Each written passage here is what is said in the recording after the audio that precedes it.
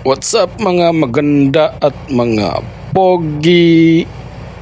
Ito tayo pumapasok ng tanghali.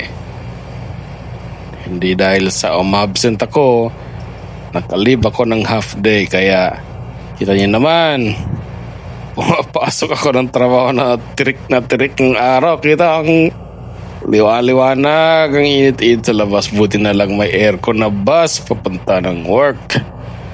Hindi, ano tayo, magiging tutong tayo. Kita nyo naman, oh. Shining so bright to yung sun.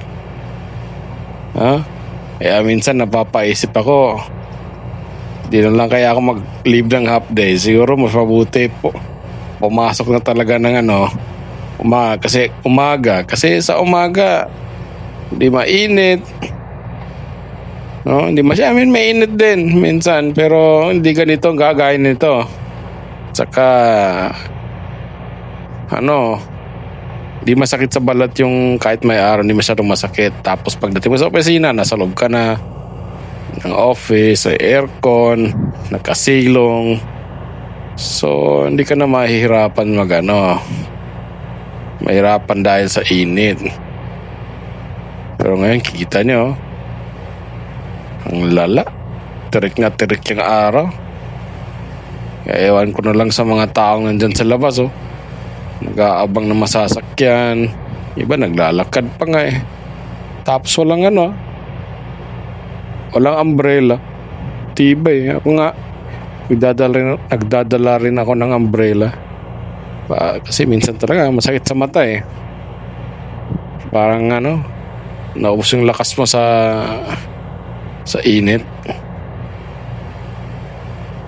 Ito kita nyo, iba nasa jeep, lang aircon yan at ang init sa ganitong init.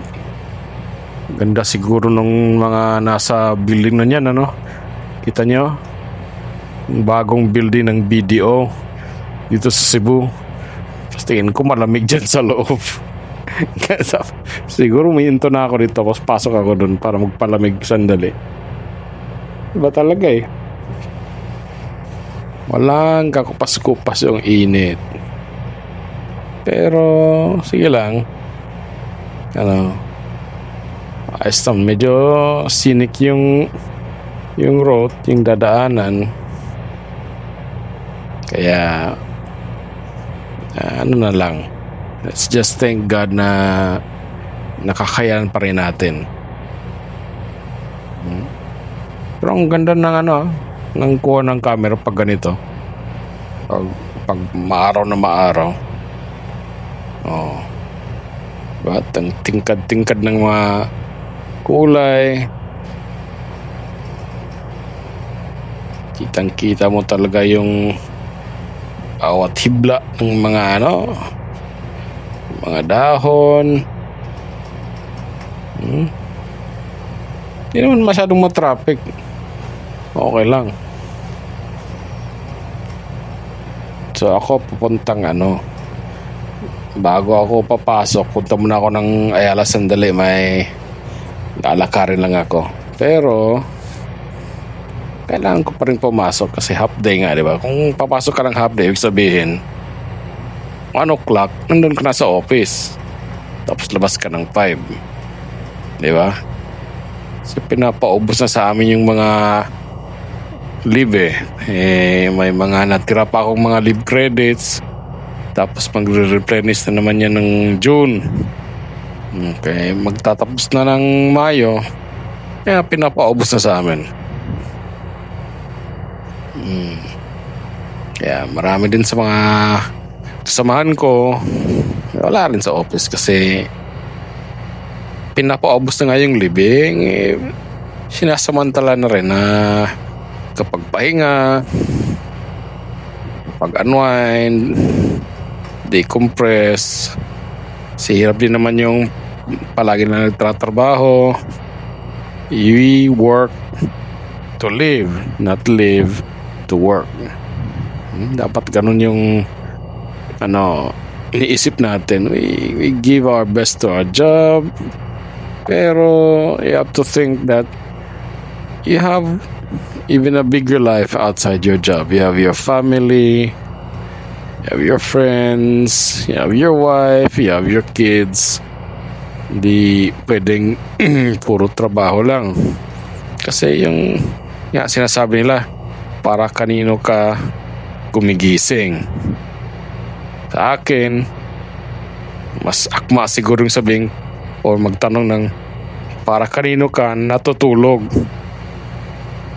Importante yung tulog kasi pag hindi ka natulog magkakasakit ka,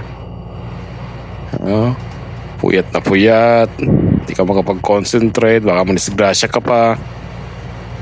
Kaya sa tingin ko mas mabuting tanong yung tinatanong na para kanino ka natutulog kaysa para kanino ka gumigising.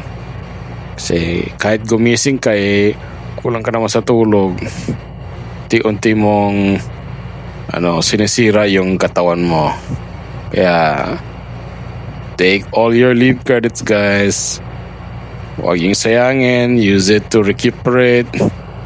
Use it to be with your family. You've earned it. Okay, you earned that one for working hard. And kailangan mo yan. Okay? So hope that you take time to be with your God, with your family, with your friends, with your loved ones during this time na pinapaubos yung leave mo. Okay? Yeah, ako, favorite na ginagawa ko, I spend it with my wife. Mas maganda yung hindi naman kailangan paraging gala, pero you spend time together talking or just enjoying each other's company. Okay? So, guys, see you in the next vlog. Take care, ingat kayo, be safe.